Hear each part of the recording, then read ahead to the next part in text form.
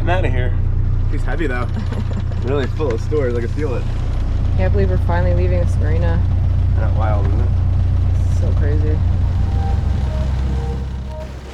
After 2 long months, we're leaving this marina and soon Mexico for a very long time. So it's about an hour motor ride, so we're going to be a little early, but it's nice and flat, calm. Bill's actually sick. He got something yesterday. My throat's hurting a little bit, so I think after we do this appointment, we're going to have so much relief just to have this aspect of the process done. So yeah, it's gonna be, maybe it'll be tomorrow that it feels really real. I don't know. I think this afternoon I'll feel good. When the fuel's on board, yeah, and maybe everything's a little more stowed. And we're not like ready for sea yet. That'll be a good feeling as well. We gotta put up our lee cloth and... Yeah. It doesn't feel real that after nearly 2 years spent in Mexico and through many ups and downs, the worst of which, my battle with breast cancer, we are finally on the cusp of a new adventure.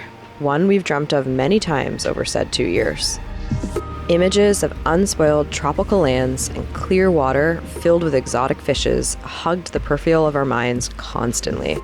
Nights after toiling away in the boatyard during our refit, we talked about the road ahead, and days and weeks we dreamt away during waits in hospitals and doctors' offices and long hours spent bedridden post-surgeries.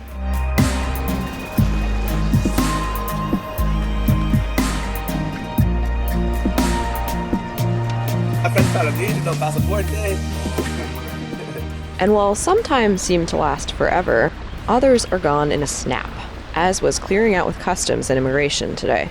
The friendly officers were done with us in about 15 minutes, and then we were off for the fuel dock. We'll be filling our diesel tanks, which combined carry 70 gallons of diesel, and getting gas. Between our dinghy tank and our jerry cans, we'll carry 18.5 gallons of gasoline. These stores will last us all the way to French Polynesia, which, come tomorrow, will be sailing our fastest towards. Slow this popsicle stand. Thank you for waiting, Peter. You're the best. You got it. See you out on anchor.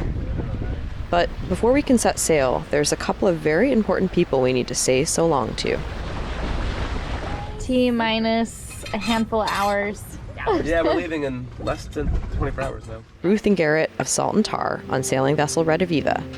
They've been our partners in crime here in La Cruz, and it's not an easy goodbye for any of us. We'll miss you, idiots. It's getting closer to the big goodbye. Oh, man. Let's get the bottle Little of goodbye, box because of we're wine. going to see you guys again, so we don't have to. It's not forever. It's a see you later, which is very different than goodbye. We're gonna fly out and meet these guys in the South Pacific. Right on. Yay, it's on film. That's better than in writing. That's right. Exactly. And he'd be a true pirate. Woo! 3,100 miles. That's right. Starting tomorrow. Tomorrow. Why are we doing this again? I don't know. You We also were did. just talking, it's been 5 years since we crossed the ocean. It was January 2019, Great. so it's been That's five a long and time. So five it and a really is quarter. like the first time in a lot of ways. And it was like 1,000 more miles 5 years ago than it is this time. Yeah, we did a lot of coastal sailing, like, you know, multiple 1,000-mile jumps, but nothing like an ocean crossing. Cheers, friends. Cheers, friends. Love you. Love you guys. Miss Love you. you too. Miss you already. To a good trip. Yeah, miss you all. Thanks, man. Yeah. Salud. Gonna miss these fools. That's A right. lot. The anchorage is gonna be empty. It's gonna look very different. Yeah. Anchorage will be empty and our livers will be. Well, last night was an amazing goodbye with our friends. Really gonna miss this place and these people, so it's super hard to say goodbye. But that's the nature of this life that we chose. So we were planning to leave about now, but we still have a few things to stow.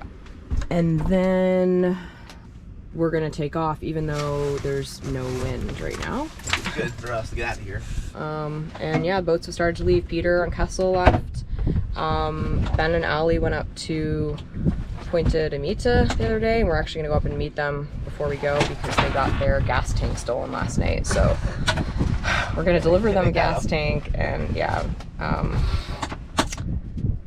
But yeah, it's slow going right up until the last minute. You know, it's just like every puzzle piece is still being like laid carefully. I don't know if I'm communicating what I want to communicate right now, but anyway, I'm gonna get to it. The course of preparation for a voyage like the one on which we are about to embark is one that cannot be rushed. We're going. Very excited. Really, we're going. Believe this here. Crazy, eh? What a mission it has been. As it always is. Our friends Sage and Petra from Tengai, the boat that did the renaming ceremony, they walked out to the Malecon and they're gonna film us. They're gonna film us leaving. I guess pick up the hook, right? Yeah. Last anchor lift in Mexico. Now I gotta pick its number off.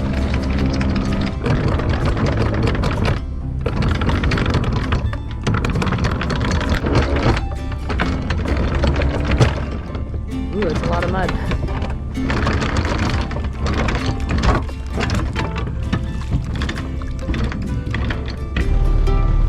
Our friends Mel and Chris are on Someday Isle right there, and they're on the deck. They're about to leave too.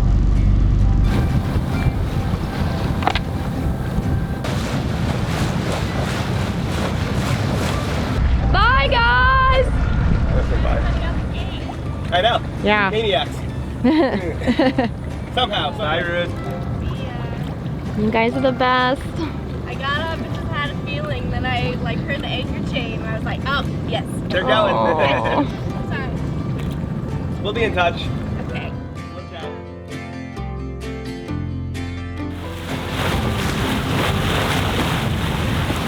I am so genuinely and deeply excited and thrilled to be leaving today, and I don't know if it's because of everything we've gone through in the last year, but I feel no fear, I feel no anxiety. I'm just like 100% like, let's go, let's do this. Usually there's a little bit more of a mix, but I'm gonna embrace it. And yeah, it's so crazy that we're actually leaving Mexico. We've been here for 2 years and so much has happened, and we love it here. And we're going so far away. So yeah, just so many thoughts swirling around.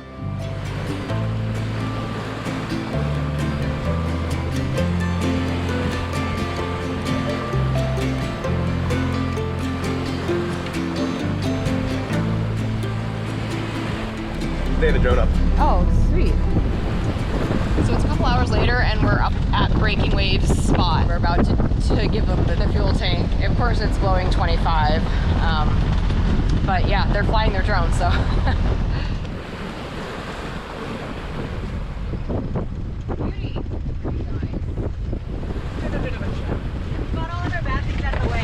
They come in threes.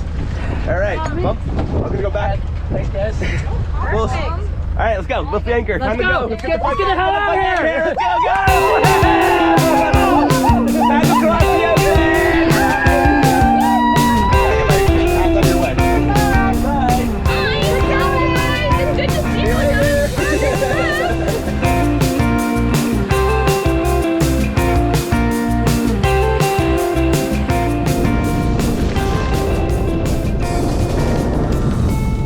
Whoa! That's a big whale. It's a big whale. Wow. I just grabbed the GH. This is the closest I think we've been to a whale, like, since Isabel. Isabel. Wow.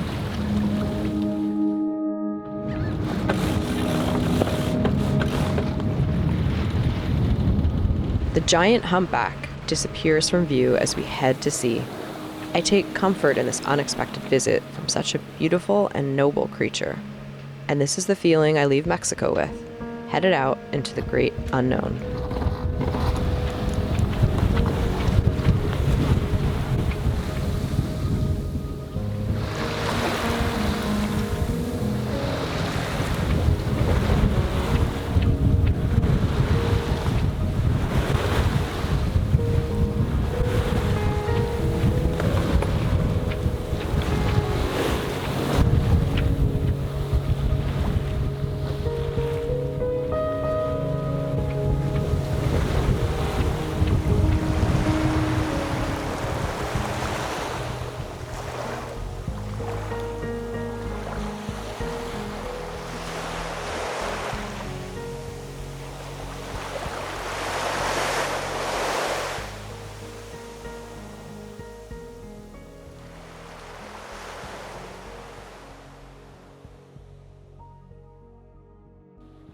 We're going 7-4 we just saw.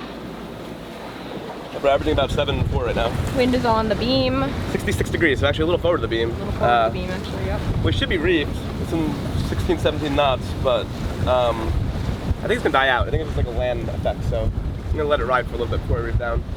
Our friend Peter's ahead of us. He's only in 10 knots of wind, so we very likely may go to code 0 in a little bit, so we'll see.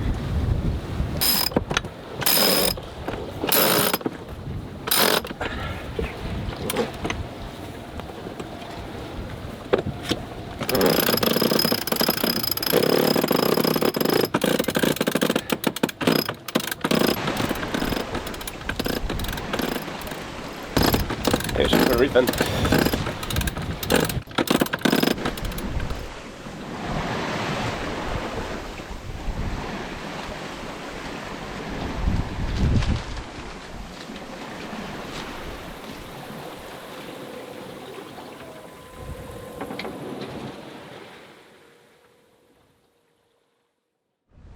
Well, we're about, I don't know, 6 or 7 hours into the day. Left at 11 at 7. 2 sail changes, had to put a reef in the main, and then I had to shake it all out. For the code 0, it's getting a little lighter. We're only seeing like 8 true. Pretty comfortable out here still. The sea's got a little bit rougher earlier today, but right now it seems pretty mellow. I'm so gonna keep sailing. You save that fuel for the equator. Get across the doldrums.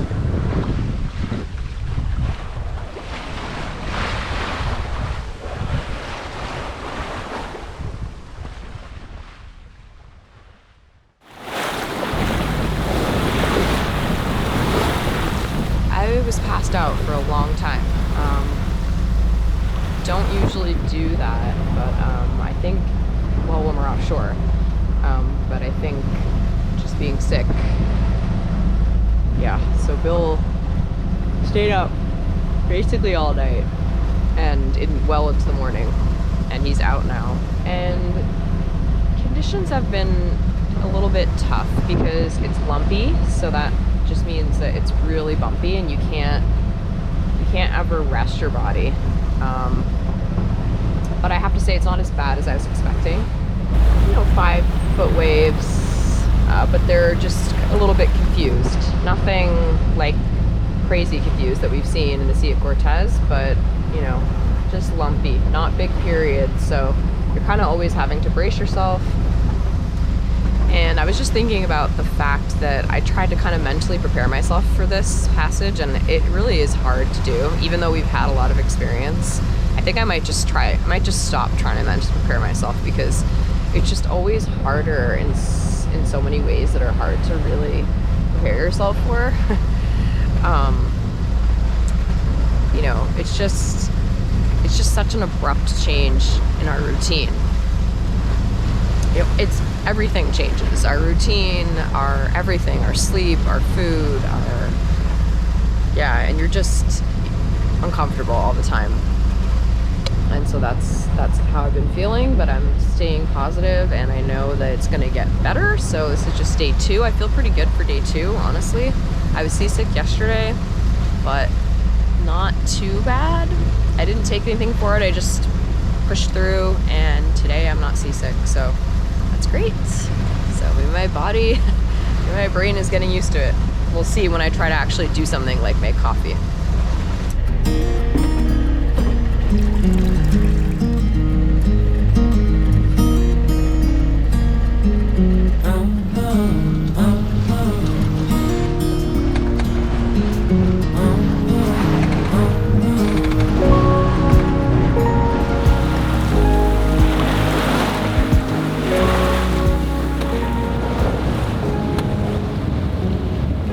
Captain Bill is up briefly. For now. He really needs to get more sleep because he's still not feeling great. But he just came up and we put up the jib. And there must be a current going with us here because we're going 5.6 knots in about 13 to 15 knots true at about 38 degrees, so very upwind. So that's great because the challenge is that we need to sail as much as we can and not use our fuel to try to get out and around the Baja Peninsula. We're going to use whatever comes down the Sea Cortez to help bounce you and then pick up the pressure on the outside of the C Cortez, on the outside of the Baja, to bring you into the trades. There's a little more to it than that, but I'll let Bill explain in detail exactly kind of all the parameters that we're working with. But the big one is trying to save fuel and not going too far off our course while trying to do so. Wow, it was a big wave. I just saw a wave go up the jib.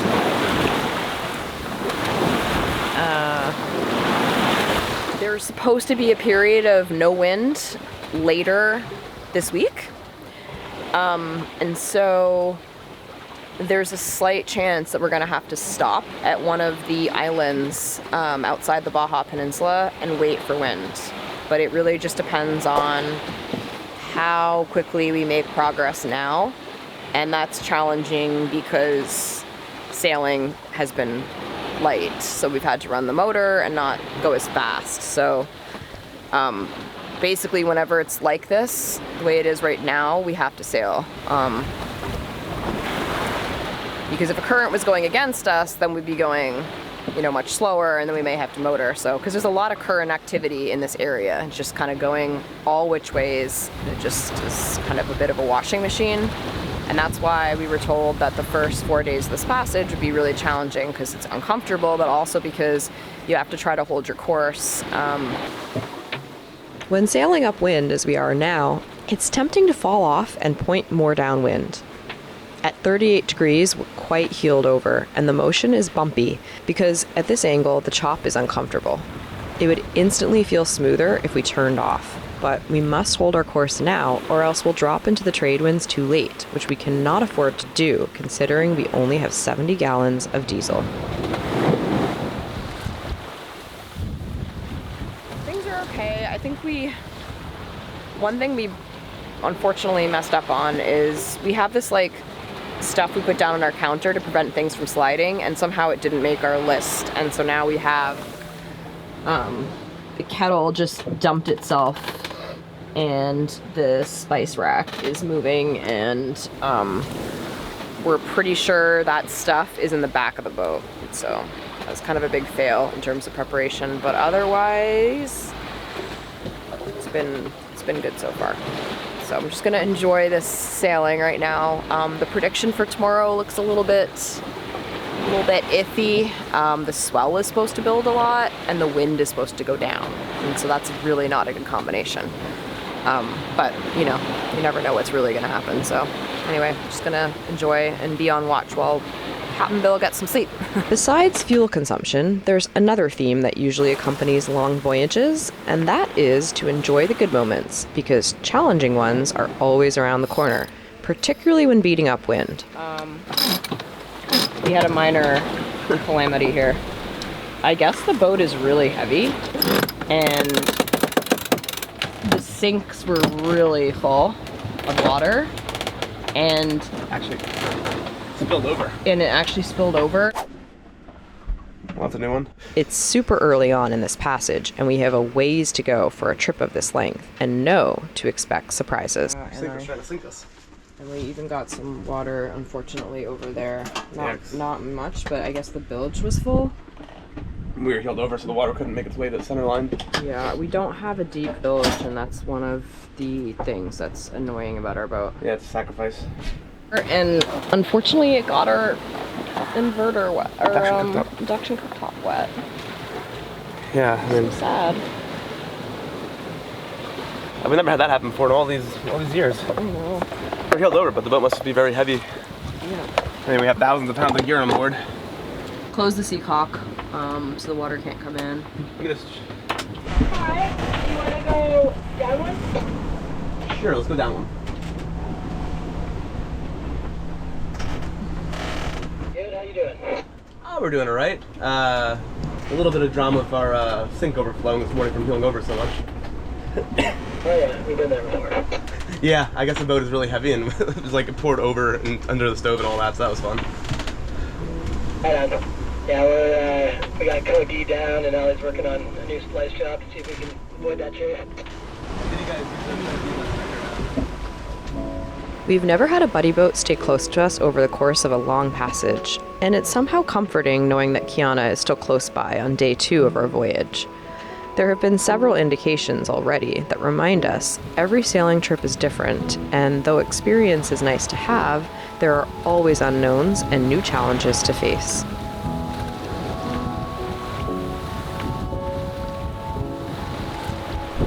Well, we have some trees now. On about 17, 18 true. We're at Reef 1, Genoa.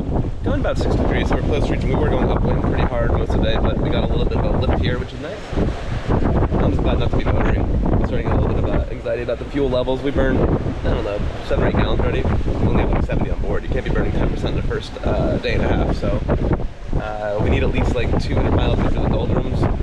And yeah, so I'm just hoping we hold for a bit more to keep sailing. This is what it's all about. It's not about motoring, it's about sailing across the ocean. But yeah.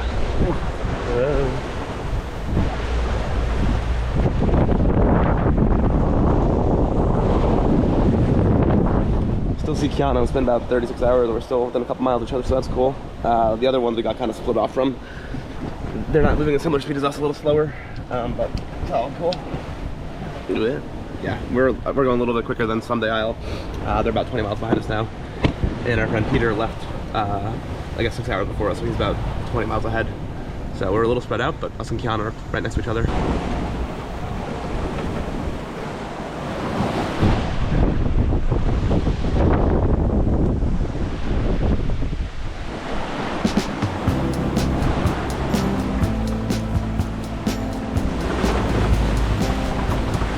Maybe from Coleman Isles, it's gonna do for. We didn't go to panel, just went straight up with the nylon. Yeah. You can see like that's where that connected. So we probably could tape it. I don't know if they use like mainsail tape or Join us next week as our passage really gets underway.